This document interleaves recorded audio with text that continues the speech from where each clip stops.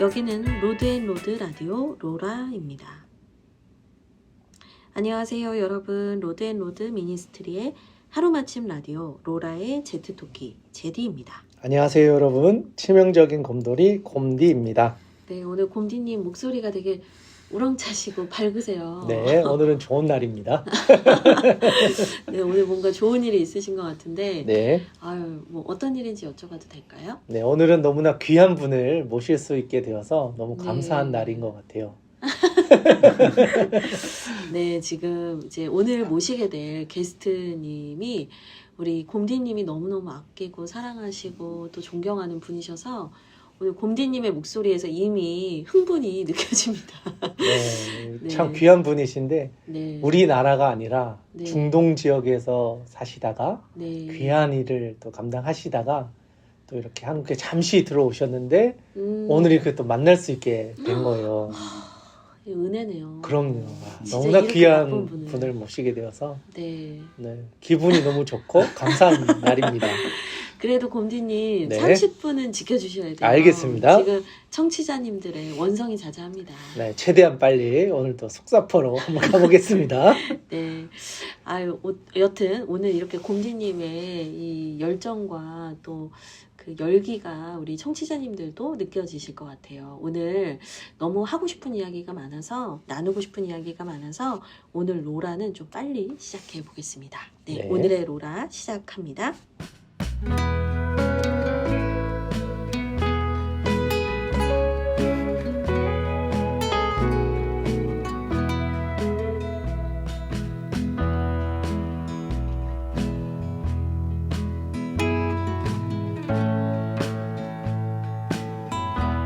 대한민국을 넘어 북한과 열방으로 뻗어가는 라디오 로드앤로드 라디오. 오늘도 귀한 게스트님을 모셨습니다. 네, 오늘 처음으로 이 멘트에 걸맞는 분이 처음으로 이 멘트에 걸맞는 분을 모셨는데요. 한번 모셔보겠습니다. 어서 오세요. 안녕하세요. 네, 반갑습니다. 와, 네, 목소리가 네. 너무 좋으신 것 같아요. 우리 웅디님 다 잊었어요. 진정한 꿀보이스를 가지신 우리 손님이 오셨습니다. 네, 네, 닉네임으로 한번 자기소개 한번 부탁드립니다. 네, 닉네임이 임재고요. 중동에서 사역하고 있는 임재 선교사입니다. 아, 네, 목소리에서 벌써 뭔가 다른 포스가 느껴지시는 그러니까요. 귀한 분을 예. 이렇게 만났습니다. 그 주님과 함께 동행한다. 그 주님의 임재가 항상 있기를 소망한다. 뭐 이런 의미로 닉네임을 정하신 건가요? 그렇죠. 임재 저희가 2009년도에 파송받아서 갈 때 저희 부부가 기도하면서 하나님이 주셨던 그 이름입니다. 주님과 함께 동행하는 것, 날마다 삶 가운데 또 사역 가운데 그 임재로 우리가 살아가기를 원하셔서 주신 이름입니다. 두 분이 친구 맞으시네요. 주와 함께 길을 가는 것과 그렇네요. 임재가 같은 맥락인 것 같아요. 네. 네. 근데 우선 청취자분들은 곰디님과 우리 임재님이 어떤 관계인지 궁금하실 것 같아서 언제 몇 살경에 어디에서 어떻게 만나셨는지 좀 네. 이야기 듣고 싶어요. 네. 곰디님 먼저. 그럴까요? 네, 저희 임재님을 만난 거는 아마 고등학교 시절이었던 것 같아요. 제가 17, 18 그 나이 때인데 그때는 사실 다 고등학생이니까 어린 때이기도 하지만 참 신기한 건 그때 벌써 하나님을 만나고 경험했던 뜨거운 열정의 사람들이 있었는데 그 중에 이제 한 분이었죠. 제가 그 중에 한 분이었다고요? 네, 그 중에 한 분이었고 감사합니다. 좋은 기억을 네. 해주셔서. 그리고 이제 누구보다도 이제 영혼에 대한 진짜 그 영혼을 사랑하는 마음들이 컸던 친구였고 또 그걸 위해서 준비하면서 자신의 길을 한 걸음 한 걸음 나아가고 있는 작은 거인 같은 친구였습니다. 아니, 근데 크신데요? 그 당시에는 그런 느낌이었다. 어린 거인. 네네. 네. 지금 벌써 한 20년이 그렇죠. 지나고 네. 나니까 이제 진짜 거인이 된 것 같습니다. 네. 근데 예전에는 이렇게 중고등부에서 학교 안에서 또 학교 안에 동아리를 통해서 이렇게 예수님 만나고 비전을 갖게 되는 분들이 많았던 것 같아요. 지금은 사실 청년이 돼서도 내 비전을 모르겠다 하시는 분들이 많은데 이때만 해도 학교에서 정말 뜨겁게 기도하고 하나님 나라의 비전을 나누던 그런 좀 모임들이 많지 않았었나 싶습니다. 그러면 우리 임재님에게 곰디님은 어떤 친구셨나요? 그 사실대로 말해주세요. 네네. 우선 이제 보신 분도 계시겠죠. 청취자분들 중에서도 이제 보시면 이제 지방 사람 같지 않은 그런 외모에서 풍기는 이제 고급스러움. 그래서 왜 웃으시죠? 첫 이미지는 굉장히 이게 좀 젠틀하고 그런 이미지였어요. 그래서 처음에 만났을 때 학교가 달랐는데 이 친구랑은 계속 함께 교제하고 싶었던 그런 친구였어요. 그래서 함께 연합회에서 우리가 함께 만났는데 친구를 알면 알수록 정말 진국 같은 친구였고 그 신실함이라는 게 변함없이 늘 한결같은 친구로 늘 기억되고 있고 그 모습이 지금까지 이어져 오고 있는 것 같아요. 네. 너무 감사합니다. 뭔가 오늘은 제가 두 분 사이에 네, 여튼 참 어린 시절 만났지만 또 자주 만나지 못하지만 이 두 분 사이에는 분명히 끈끈한 우정과 또 신앙의 연결고리가 있다는 생각이 드는데요. 좀 이제는 본격적인 주제 토크로 들어가 보면 좋을 것 같아요. 네, 오늘 주제 토크는 뭔가요? 네, 오늘 주제 토크는 팔레스타인 지역에서 이제 살아가는 것이 어떤 의미가 있는지 그리고 그곳에서 어떤 사역들을 감당하고 계신지 그래서 조금 이제 실질적인 예화나 이야기들을 좀 나눠보고 싶습니다. 그러니까 선교사님으로서의 삶, 네. 임재 선교사님의 그냥 일상, 또 사역 이야기 이렇게 나누면 되겠네요. 네, 그렇죠? 맞습니다. 네, 그럼 궁금합니다. 우리 선교사님은 어떻게 선교를 나가시게 된 건지 좀 궁금해요. 처음에 제가 어릴 때부터 선교에 헌신을 했었어요. 고등학교 때 선교에 헌신을 하고 그리고 한 선교 단체 통해서 훈련을 받았죠. 받고 나서 제가 학교 자퇴를 하게 됐어요. 학교 자퇴를 하게 되면서 왜냐면 이제 선교지를 단기 선교를 다녀오면서 큰 은혜가 있었습니다. 선교지에서 하나님 큰 은혜를 주셔서 선교사로 이 현지의 대학교를 다니면서 영혼들을 섬기면 좋겠다라는 마음에 다니는 학교를 좀 그만뒀죠. 그러고 나서 한국에 있는 선교 단체에서 간사 생활을 20대 초반부터 했죠. 하고 훈련을 쭉 받으면서 늘 그 사역하면서의 그 소망은 유일한 비전은 나가는 것, 다섯 마음 받아서 나가는 거였습니다. 그래서 저희가 결혼을 일찍 해서 저희 부부가 27살에 결혼을 했는데 30살에 이제 준비해서 저희가 나가게 됐죠. 그때가 2009년도. 네. 지금 이제 중동 아랍 지역으로 저희가 파송받아 나가게 됐습니다. 혹시 실례가 안 된다면 아랍어를 엄청 잘하신다고 들었거든요. 그래서 그 아랍어로 혹시 인사 말씀 한번 전해주실 수 있을까요? 네, 엄청 잘하는 것 같진 않지만 그래도 살아온 시간이 13년이라는 시간이기 때문에 좀 하죠. 자기소개요. مرحبا اسمي داود بالعربي اسمي داود بالكوري إمجي أنا عايش بالأردن وأنا يعني صار لي في الأردن 13 سنة مع عائلتي. 네. 네. 뭐 어떤 내용이었는지 잠깐 한번 길었나요? 임재 알았는데 근데 확실한 건 유창하시다. 네. 자주 하는 거기 때문에.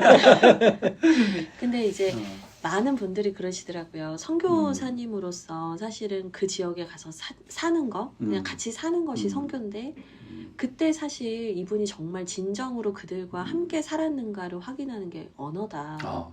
이 얘기를 많이 하시더라고요. 네, 사실 언어가 돼야 소통이 되고 그들과 진짜 함께 살아가는 건데 사실 선교사님들 중에 현지어를 못 하시는 분들이 많죠. 생각보다 많이 있더라고요. 네. 그런 점에서 본다면 또 임재 선교사님은 이미 유창한 이제 언어를 이미 현지인이다. 소화했고 음. 또 이제 벌써 17년, 13년 13년이라는 시간 동안 함께 그 자리에서 살았다, 지켰다. 그냥 그게 사실은 가장 큰 사역의 모습이 아닌가 생각이 드는 것 같습니다. 그러면 선교사님, 우리 임재님, 네. 그 아랍어를 배우는 게 어렵지는 않으셨어요? 아랍어가 굉장히 어려운 언어인데요. 아랍어는 이제 한 가지 언어가 아니라 아랍어는 두 가지 종류의 언어가 있습니다.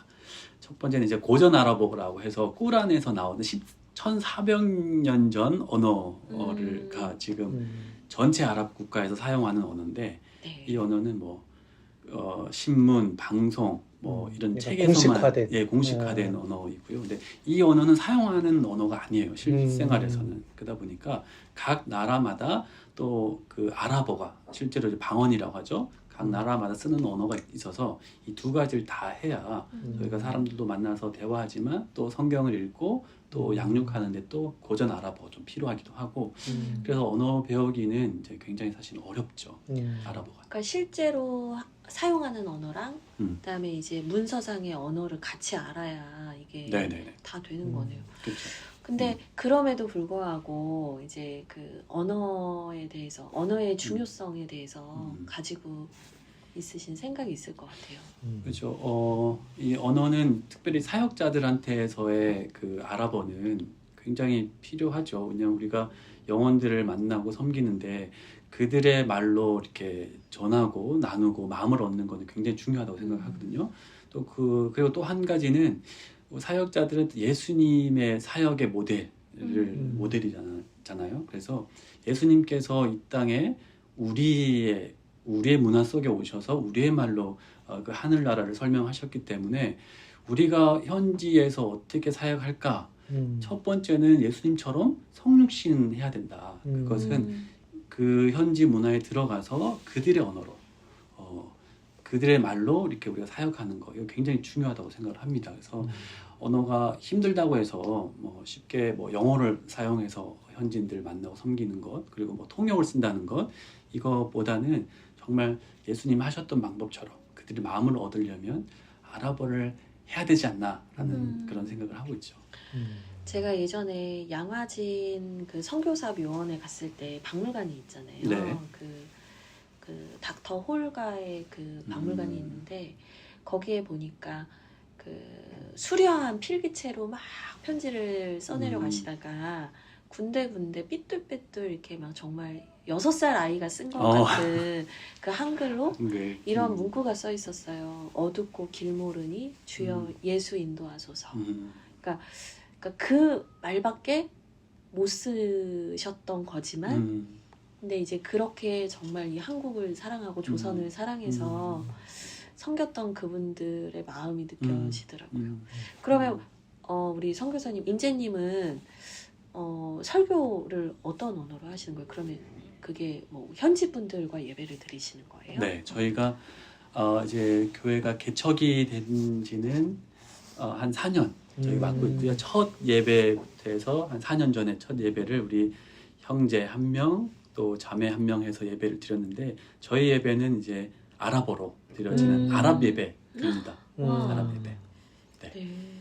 사실 아랍어로 예배까지 할 정도면 사실 한국에서는 생소하기도 하고 저는 지금까지 그런 선교사님을 뵌 적이 없어서 아니 한국어로도 설교는 힘들거든요. 저희가 더 각성해야겠습니다. 네. 근데 뭐 아랍어로 설교한다고 하지만 우리 형제들의 어떤 아직 믿음의 수준도 그렇고 제가 아랍어를 아직도 그 깊이 있게 아랍어로 말씀을 이렇게 전하는 것이 아직 아랍어로 담아내기 쉽지는 않아서 아주 작은 그 기초적인 수준 같지만 그래도 마음으로 그들에게 그들의 언어로 전하는 것 이거 굉장히 중요하다고 생각하고요. 그래서 열심히 하고 있습니다. 오히려 꼭 전해야 되는 말만 하게 돼서 더 그 설교가 더 복음적이고 강렬하고 임팩트가 있겠다 이런 마음이 들어요. 그렇죠. 우리 형제들은 설교 그래서 제가 우리 형제들한테는 설교는 3번 이상을 들어야 된다. 처음에 설교 들으면 한 70%도 이해 못하죠. 네. 외국인이 아랍어로 이렇게 설명하는 게 쉽지 않고 아까 말씀드렸듯이 아랍어가 어려워요. 단어들이 어렵기 때문에 현지인들도 고전 아랍어는 잘 이해를 못하는 경우가 많아요. 그래서 꼭 집에 가서 3번 이상 들어라. 그래야 본인들이 한 90%까지는 그때서야 좀 이해하죠. 그러니까 이렇게 도움이 되는 부분이 있어요. 계속 말씀을 곱씹고 하는 네, 그런 장점도 있네요.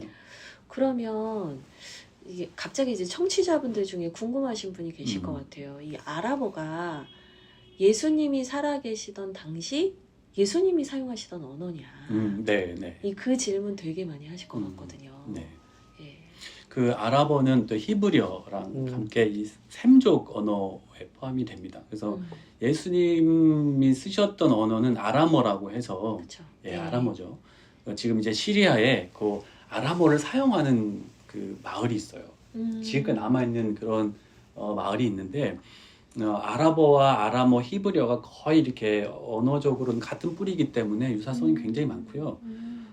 지금도 저희가 이제 히브리어도 제가 공부를 하고 있는데 놀라는 게 너무 많이 이제 히브리어랑 닮았어요. 네. 닮아서 도움이 많이 되고 있어요. 네. 사실 이 얘기만 해도 1시간 할 것 같은데. 그렇죠. 사실 언어라는 게 그 사람들이 살아왔던 문화와 그렇죠. 그 역사를 다 담고 있기 때문에 네. 사실 언어를 배운다는 건 말로만 배우는 게 아니라 살아온 그 민족들의 배경을 다 알아야 하는 거라서 사실 복음을 전하려면 가장 중요한 네. 과정이기도 하고, 근데 사실 그걸 한다는 게 어렵기 때문에 많은 사람들이 건너뛰려고 하고 내가 하는 게 아니라 이제 통역을 쓴다던가 잘하는 사람들을 이렇게 뭐 이렇게 고용을 하거나 해서 하는데 직접 그걸 하고 있다라는 게 참 귀하다라는 생각이 드는 것 같습니다. 네, 그리고 이제 여러분께 참고로 하나 말씀을 드리면 사실 오늘 저희 주하길교회 간판을 다는 날이에요. 네, 저희도 이제 지금 통보를 받아가지고 이제 갑자기 이제 오시는 시간을 저희가 정확히 알지 못하다가 녹음 시간 또 이제 우리 임재님의 시간이 또 있다 보니까 이제 좀 중간중간에 네, 강행군을 소리가 하고, 들리더라도 네, 뭐 저희가 살아가는 그냥 일상의 소리니까요. 그러려니 하시면 되겠습니다. 네, 그럼 좀 더 대화를 이어가면 좋겠는데 혹시 그곳에서 사역을 하시면서 좀 잊을 수 없었던 간증? 네, 좀 하나님께서 정말 역사하셨다라고 좀 기억나는 일이 있으실까요? 간증하면 많은데 이 짧은 시간에 어떻게 풀어내야 될지 기억나는 한 사람은 그 시리아 자매인데 이 자매를 한 7년 전에 우연히 이 버스에서 만났어요. 버스에서 만나고 제가 시리아에 있었기 때문에 굉장히 반가움에 초대를 하고 집에 같이 식사를 한 적이 있었는데 식사할 때 제 이름이 다우드라고 해서 다윗입니다. 제 이름에 대해서 얘기가 나와서 제가 어떻게 하다 보니까 제 간증을 하게 됐어요. 어릴 때 간증, 제 어린 시절 간증을 하다 보니까 제가 좀 불우한 환경 속에서 자랐거든요. 그런 간증을 하는데 그 어린 시절에 불우한 환경 속에서 주님 만났던 이야기를 할 때 이 자매가 막 울기 시작했어요. 울기 시작하고 그때 저희도 당황했죠. 근데 이 자매가 성경책을 끝나고 나서 자기 성경책을 읽고 싶은데 줄 수 있냐. 그래서 제가 2번 놀라면서 성경책을 주게 됐습니다. 근데 이 자매가 성경책을 일주일에 다시 만나는데 창세기를 다 읽어왔더라고요. 창세기 읽어오고 질문을 하는데 에덴 동산에 생명나무에 대한 질문을 하는 거예요. 생명나무에 대한 질문을 하는 걸 듣고 야 뭐가 있다 이런 생각을 하게 됐죠. 그래서 이 자매에 대해서 굉장히 기도도 많이 하고 만남을 가지려고 많이 가졌죠. 근데 이 자매가 뭔가 이렇게 두려움이 생겼던 것 같아요. 그 과정에서 본인 성경을 읽고 이런 대화를 하는 것 자체에 대한 두려움이 생겼는지 좀 깊이 하게 돼서 간간히 연락은 됐지만 적극적으로 만남을 갖지는 않더라고요. 그렇게 해서 7년의 시간이 흐르게 됐어요. 근데 7년 동안 연락은 해요? 연락은 꾸준히 명절 때나 이렇게 연락은 주고 받았죠. 근데 저희가 계속 적극적으로 하면 더 도망갈 것 같아서 사실은 연락을 적극적으로 못 하고 이렇게 관계만 하고 있었는데 어느 날 이 자매가 연락이 와서 침례터, 예수님의 세례터 요단강 세례터를 가고 싶은데 갈 일이 있냐? 갈 때 본인을 좀 데리고 갔으면 좋겠다라는 얘기를 하는 거죠. 그래서 야, 이게 무슨 또 사인인가 싶어서 당연히 데려가지 해서 저 오히려 시간을 냈어요. 시간을 내서 자매를 만났죠. 한번 만나자 해서 자매를 만났는데 자매가 이제 한 달 후면 결혼을 해서 간다. 어디를 가냐? 이집트 남자랑 만나서 결혼해서 이집트로 가게 됐다라고 얘기하길래 굉장히 저는 좀 낙심이 됐었어요.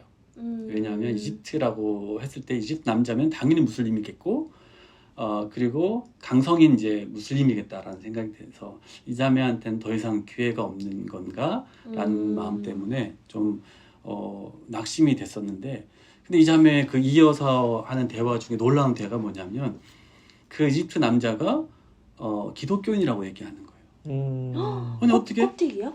아니요, 그러니까 기독교인이라고 얘기하는 거예요, 그냥. 그래서 아니, 네가 무슬림인데 가능한 얘기냐라고 하니까 사실 이 형제가 개종한 형제다라고 얘기를 하는 거죠. 와. 그 카페 한 귀퉁이에서 정말 나지막한 목소리로 형제가 개종한 사람이야. 또 한 가지 질문. 그러면 너는 어떻게 된 거야? 네가 무슬림인데 그 기독교인하고 결혼이 가능해? 얘기하니까 이 자매 말은 사실 나도 몇 해 전에 주님을 영접했어 라는 얘기를 하는 거죠. 소름 끼쳤어요. 저희도 그 카페 한 귀퉁이에서 정말 나지막한 목소리로 대화를 하는데도 소름이 돋았어요. 어떻게 그런 일이 있었냐. 요르단교에서는 무슬림들이 오는 걸 반기지가 않습니다. 여긴 철저하게 다른 사람으로 살았기 때문에 무슬림이 교회 가는 건 쉽지 않고요. 그래서 혼자 성경을 보면서 주님 만난 거예요. 이 친구가 그 스토리를 얘기하는데 본인이 어릴 때 시리아 알레포라는 지역의 북쪽에서 어릴 때 12살 때쯤 꿈에서 예수님을 만났습니다. 꿈에서 예수님을 만나고 그 예수님에 대한 궁금증 때문에 다메섹까지 공부하러 나왔어요. 거기서는 자기 동네에서는 집에서는 주님을 만날 수 없기 때문에 다메섹까지 나와서 좀 자유로운 분위기에서 주님을 찾았죠.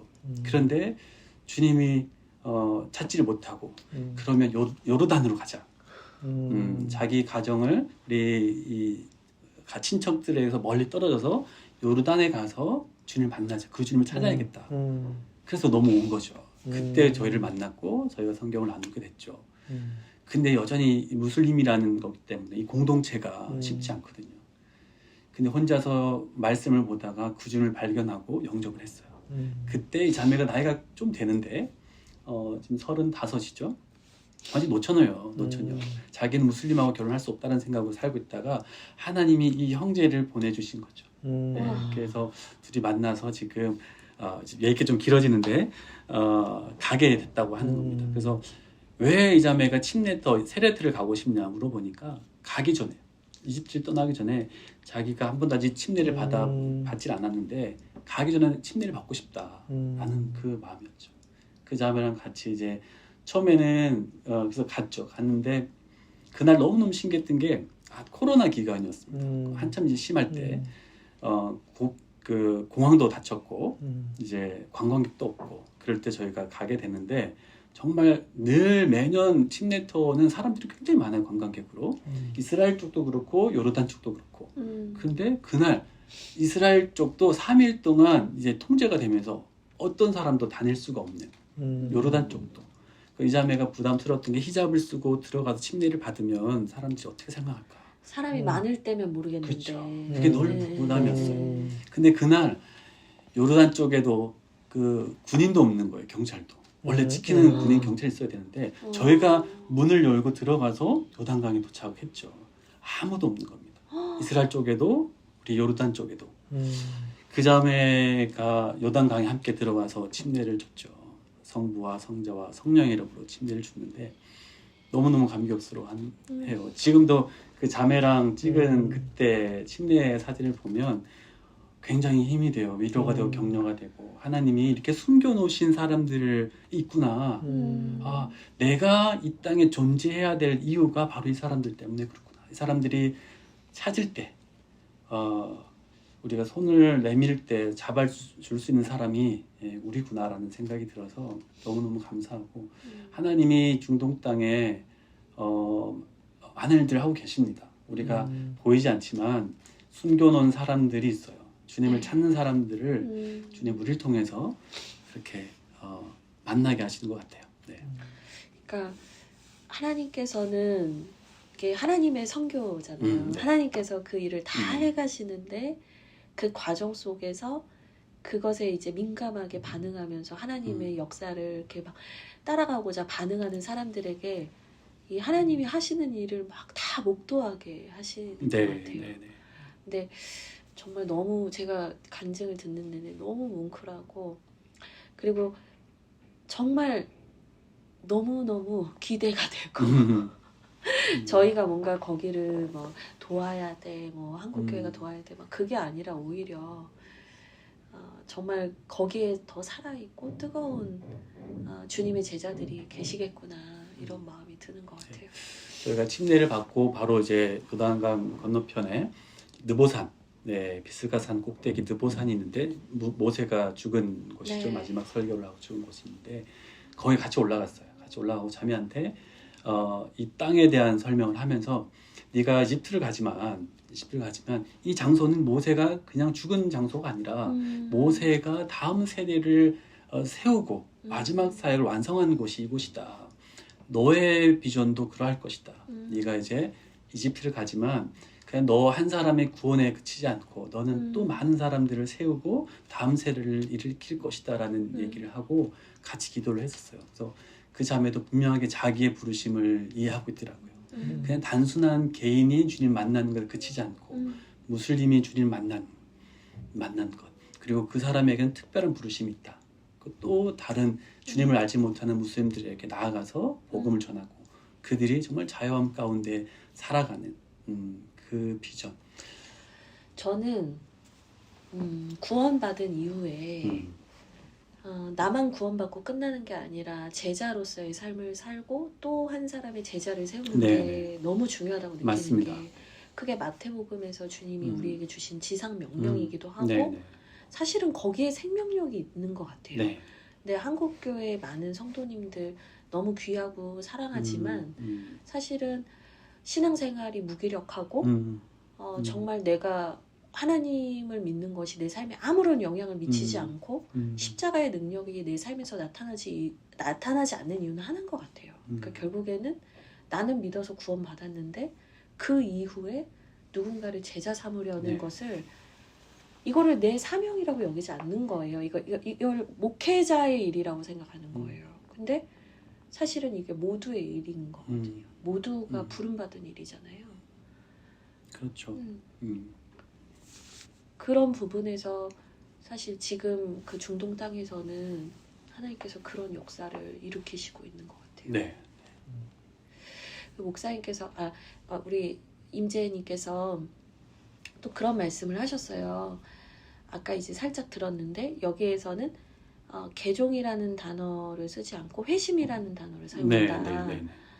그러니까 무슬림에서 기독교로 개종하는 게 아니라 회심한다라는 그렇죠. 표현을 네. 쓰신다고 하셨는데 왜 회심이라는 표현을 쓰는 걸까요? 회심이 가장 전 성경적이라고 생각을 하고요. 이제 개종은 종교를 바꾸는 거잖아요. 근데 저희는 무슬림들이 이슬람의 종교에서 기독교로 옮겨간 게 아니라 정말 그들의 생명 없는 사람들이 주님께로 돌이킨 사람들이라고 생각을 합니다. 그래서 특별히 중동 지역의 무슬림들한테 이 개념이 왜 중요하냐면 그들은 종교적인 사람들이에요. 태어날 때부터 종교 안에서 태어나고 종교로 살아가는 사람들이에요. 그래서 이 이슬람은 제가 어떤 예가 많은데 우리 형제 중에 한 명이 시리아 형제인데 개종을 했어요. 처음에 개종이죠. 형제가 처음 예수님을 영접을 했는데 영접도 굉장히 감격적으로 영접을 했습니다.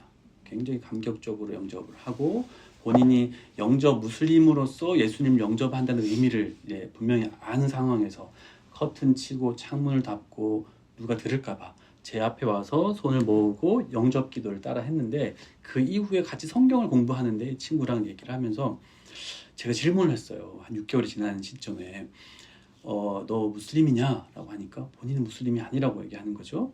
야, 그럼 너는 기독교인이야?라고 하니까 자기가 기독교인이라는 거죠.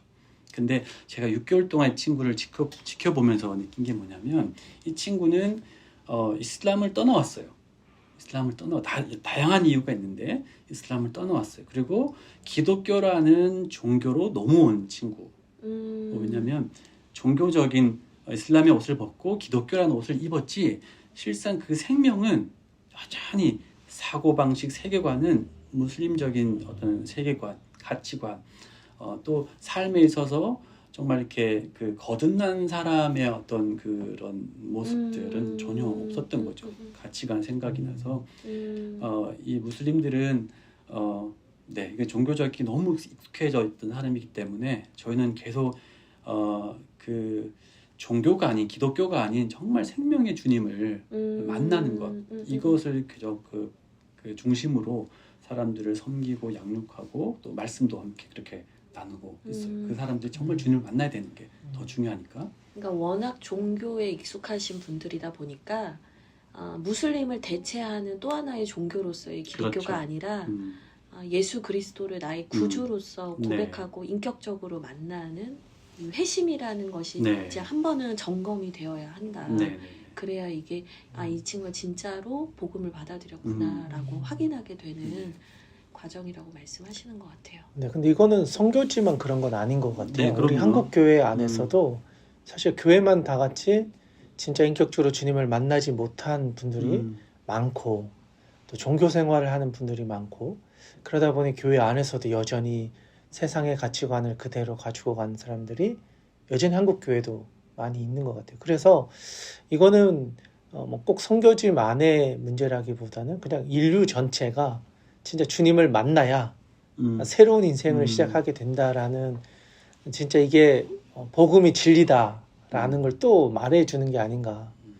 선교지에서도 필요하고 지금 이 땅 한국과 또 이 지역에 있는 사람들에게도 회심은 반드시 필요하고 중요하다는 걸 또 한번 생각해 보게 되는 것 같아요. 그러니까 점검되어야 하는 거죠. 그렇죠. 네, 네. 점검되어야 하는 거죠. 근데 사실 이제 교회 안에서는 그런 걸 점검하려고 하면 목사님 제가 여기 모태신앙이에요. 저 여기 세 뭔가 살 때부터 자존심이나 나왔어요.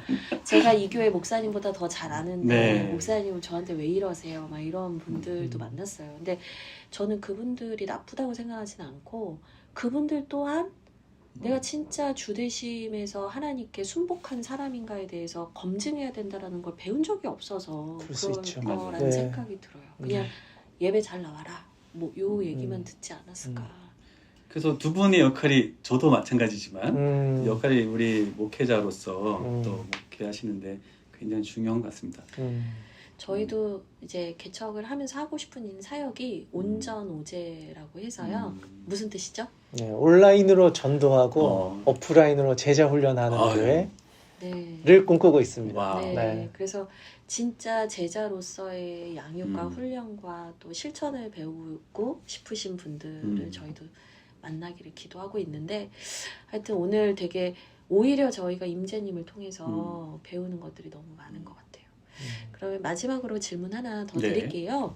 앞으로 이제 사역 계획, 앞으로 어떤 사역을 좀 준비하고 계시고 꿈꾸시는지 또 저희가 구독자나 청취자가 많진 않지만 또 모르잖아요. 이 알고리즘을 통해서 하나님이 또 누군가가 듣게 하실 수 있는데 또 필요한 사역 또 후원 그런 부분들 어떤 사역의 후원이 필요하신지 또 후원 계좌나 이런 거를 저희 그 유튜브 더보기란에 제가 올려두도록 하겠습니다. 그래서 좀 어떤 필요들이 있는지 좀 말씀해 주시면 기도 제목이 있으면 또 같이 또 나눠주시면 좋을 것 같아요. 네. 새로운 사역 뭐 이것보다는요.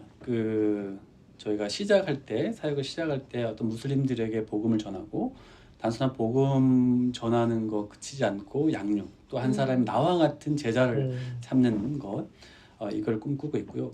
지금까지 그 비전으로 또 1년 후든 10년 후든 또 같은 사역을 쭉 할 것 같아요. 이제 좀 구체적으로 기도 제목 또 소식을 나누자면 저희 교회가 이제 생긴 지가 한 4년 정도 됐습니다. 근데 인원은 많지는 않아요. 한 5명의 우리 현지인, 4명의 현지인과 저희 부부 또 함께 섬기는 우리 한국에서 온 가정이 같이 예배를 드리는데 한 사람 한 사람이 이 교회라고 생각을 저희는 하거든요. 네. 그래서 이들이 정말 날마다 주님처럼 주님 같은 믿음으로 자라기를 저희가 기도하고 있고요. 그래서 그냥 자신만의 구원이 아니라 다른 사람에게 자신의 믿음 또 생명을 전할 수 있는 사람이 되기를 좀 기도하고 있죠. 그래서 특별히 우리 형제 중에 한 명은 아직도 가족들이 모르는 상황에서 신앙생활을 하고 있어요. 가장인데 자녀도 이제 6이 되죠. 이번에 작년에 또 막내가 태어나서 이 친구가 늘 좀 두려워요. 늘 안타까워하고 가족을 생각할 때 두려워하고 있는데 이들이 좀 두려움을 넘어서서 주님을 이렇게 이웃들에게 가족들에게 좀 나눌 수 있는 그런 사람으로 자라가기를 저희가 기도하고 있고요. 그리고 또 더 많은 사람들이 우리 교회 또 아까 말씀드린 것처럼 주님이 숨겨놓으신 숨겨진 사람들이 저희 교회랑 연결되기를 저희가 소망하고 있고 그렇습니다. 네. 네. 네. 또 혹시 그 사역 현장에서 네. 필요한 어떤 후원이나 어떤 네. 그런 부분들 사실 이런 게 사역자들이 얘기하는 게 어려워요. 근데 어렵죠. 저도 어렵더라고요. 근데 얘기해야 되더라고요. 네. 네. 사역이 어떤 재정이 많이 필요해요. 사역을 할 때 재정이 필요해서 저희가 지금 하는 거는 센터 사역을 하는데 비즈니스예요. 현재 그 나라에 등록돼서 비즈니스로 이제 센터를 하고 있는데 센터의 시작은 첫 목적은 우리 복음으로 연결된 우리 형제들의 자립을 돕는 거였습니다. 그래서 제 주머니에서 나오는 게 한계가 있기 때문에 이들에게 자립을 돕자라는 측면 그 생각에서 이제 비즈니스가 시작이 됐고 또 비즈니스라는 그 공간이 저희 센터가 교회 예배 공간으로 사용되고 있어요. 네. 그래서 이 친구들을 더 잘 섬기기 위해서 저희가 비즈니스가 잘 돼야 되는데 이것을 위해서도 기도를 많이 해주셨으면 좋겠어요. 비즈니스를 위해서 기도해 주시고 요르단은 실업률이 한 30% 정도 됩니다. 그래서 네. 남자든 여자든 사실 일자리가 없이 이렇게 있는데 저희가 저희 센터가 정말 그들의 울타리가 되어주는 또 무슬림에서 기독교 또 회심한 사람들의 또 새로운 울타리가 있어야 그들이 좀 안정감 있는 그쵸. 그런 삶을 믿음의 삶을 시작할 수 있는데 그것이 저희가 그 역할을 해주고 싶기 때문에 그것을 위해서 기도를 부탁드립니다. 네. 네, 제가 저희 라디오 그 제목 적어 놓는 더보기란, 그러니까 제목을 꾹 누르시면 더보기 버튼 누르시면 거기에 이제 설명글이 올라갔는데 거기에 제가 우리 임재님의 후원 계좌와 또 유튜브를 하시거든요. 네.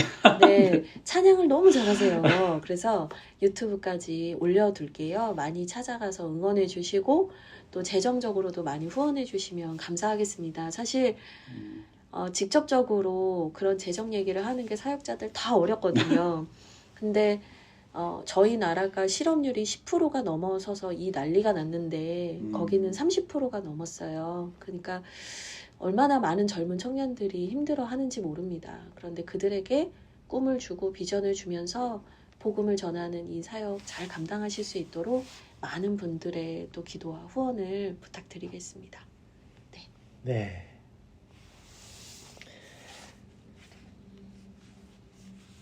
곰디님, 곰디님 좋으시는 거 아니죠? 네, 곰디님 그러면 네.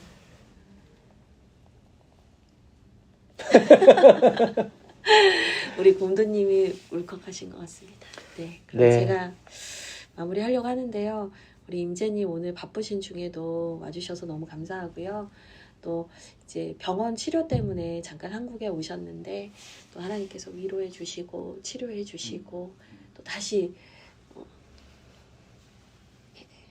네, 잘 회복되어서 네, 세임 받아서 주신 네. 사명을 잘 감당할 수 있기를 우리 같이 기도해 주셨으면 좋겠습니다.